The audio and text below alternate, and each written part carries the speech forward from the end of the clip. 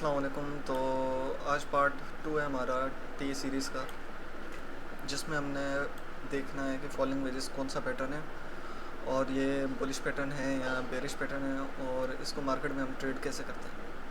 इससे पहले वाले पार्ट में हमने पढ़ा था पार्ट 1 में कि सपोर्ट और रेजिस्टेंस कैसे ड्रॉ करनी है और कौन सी सपोर्ट और रेजिस्टेंस हमने ड्रॉ करनी है और कितनी टाइप्स की सपोर्ट और रेजिस्टेंस है। तो किसी ने अगर वो वीडियो नहीं देखी तो पहले वो वाली वीडियो जाके देखना, फिर आप ये आके देखना, क्योंकि पार्ट वाइज देखोगे तो आपको सही से समझ आएगा।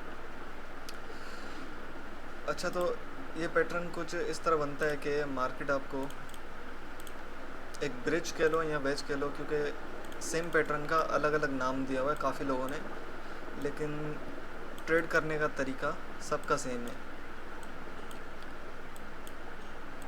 ये आपको फॉलिंग वेजेस के नाम से भी मिलेगा, डिसेंडिंग चैनल भी मिलेगा, इस तरह अलग अलग नाम मिलेंगे, लेकिन आपने सिर्फ कॉन्सेप्ट सीख लेना है। सिर्फ ट्रेड करने का जो तरीका है वो एक ही है सबका। अच्छा, होता क्या है, मार्केट कुछ साइड वेव्स चल के एक रेजिस्टेंस बनाती है जहाँ से मार्केट बार बार रिजेक्ट होती है, फिर नीचे एक सपोर्ट बनाती है, वहाँ से बाउंस होके कुछ इस तरह चैनल में चलती है। तो जब 3 टैप हो जाते हैं तो हमें ये पता चलता है कि ये पैटर्न जो है वो फॉलिंग वेजेस बन रहा है। और इसको हम ट्रेड कैसे करते हैं, 3 टैप यहाँ पे लग गए, आपने वेट करना है जैसे इसका ब्रेकआउट होगा, ब्रेकआउट के बाद आपने रिट्रेसमेंट से इसको पकड़ना है और लॉन्ग इसको करोगे और टीपी आपका होगा वहाँ तक जहाँ से फॉलिंग वेजेस बनना शुरू हुई। अब यहाँ पे आपको ब्रेकआउट मिला, आपने यहाँ से लॉन्ग करना है, छोटे टाइम फ्रेम पे जाके आपने कोई सपोर्ट ढूंढनी है इस तरीके से जहाँ से मार्केट बाउंस हो रही हो। एसएल आपका लगेगा उस सपोर्ट के नीचे और आपका जो टीपी है वो आ जाएगा जहाँ से पैटर्न बनना स्टार्ट हुआ। तो ये तो हो गया रफ चार्ट पे। अभी मैं ये इथेरियम का चार्ट है, इसमें 3-4 एग्जांपल्स मैं आपको ढूंढ के देता हूँ।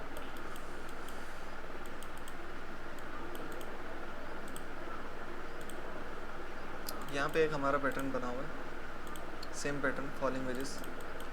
देखो, मार्केट ने एक रेजिस्टेंस बनाई जहाँ से मार्केट रिजेक्ट हो रही है, वहीं नीचे एक सपोर्ट बना दी जहाँ से मार्केट बाउंस हो रही है। सही है। आपने क्या करना है, यहाँ से मार्केट बाउंस ही ब्रेकआउट हुआ, आपने वेट करना है रिट्रेसमेंट का। जैसे रिट्रेसमेंट पे आएगा आपने यहाँ से लॉन्ग डालना है, टारगेट आपका होगा जहाँ से फॉलिंग वेजेस बनना शुरू हुई। यहाँ पे ब्रेकआउट मिला आपको, आपने यहाँ पे ट्रेड ली अपनी लॉन्ग की, छोटे टाइम फ्रेम पे जाके इस तरह कोई सपोर्ट ढूंढ के उसके नीचे आपने अपना एसएल कर देना है। टारगेट आपका होगा ये वाली लाइन तक जहाँ से बनना स्टार्ट होती है। देखो, एग्जैक्ट पॉइंट पे मार्केट ने टारगेट अचीव किया, वहीं से मार्केट नीचे निकल गई। और सेम इसी रीजन पे मैंने, शायद जो लोग मेरे ग्रुप में पुराने मौजूद होंगे उनको पता होगा, मैंने इसका सिग्नल भी दिया था। मेरे पास स्क्रीनशॉट पड़ा होगा तो मैं लाजमी से अटैच कर दूँगा। 1-2 और एग्जांपल मैं आपको दिखा देता हूँ इसी में।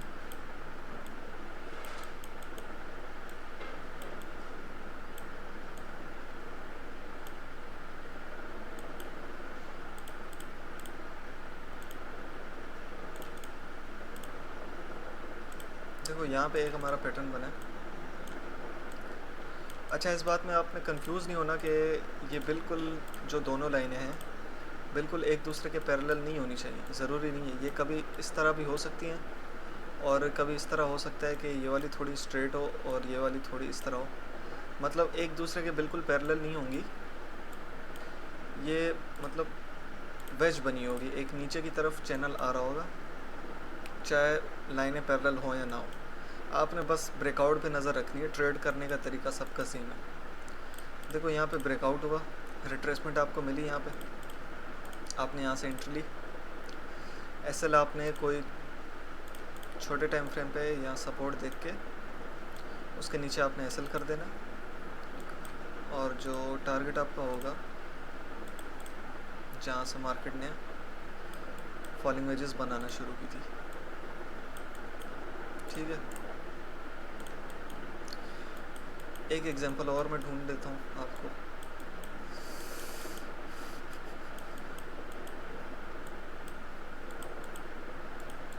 अच्छा डेली टाइम फ्रेम पे था, मैं 4 घंटे पे दिखा देता हूँ कोई।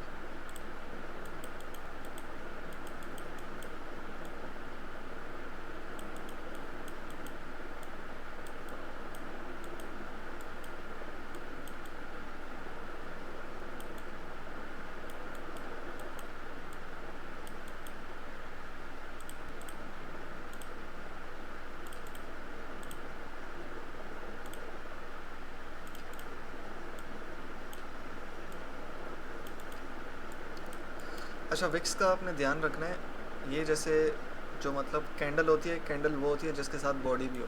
विक वो होती है जो पतली सी लाइन होती है, ये सपोर्ट पे जैसे ये बनी हुई है ना, इसको हम विक कहते हैं। सपोर्ट हो या रेजिस्टेंस हो, दोनों में एक से ज़्यादा विक होगी तो हम उसकी जो क्या कहते हैं ये ट्रेंड लाइन है वो उसको क्रॉस मार देंगे, मतलब यूँ बीच में से काट के आगे ले आ सकते हैं सपोर्ट को या रेजिस्टेंस को।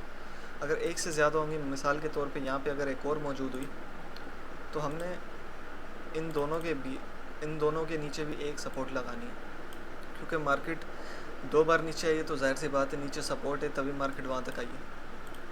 तो बहुत कम केसेस में होता है, लेकिन जहाँ पे एक से ज़्यादा विक लगी हो आपने वहाँ पे एक और सपोर्ट लाजमी लगानी है। अच्छा ये देखो यहाँ पे वही सेम पैटर्न बना, फॉलिंग वेजेस, मार्केट नीचे की तरफ आई, दो से 3 टैप मिले हमें।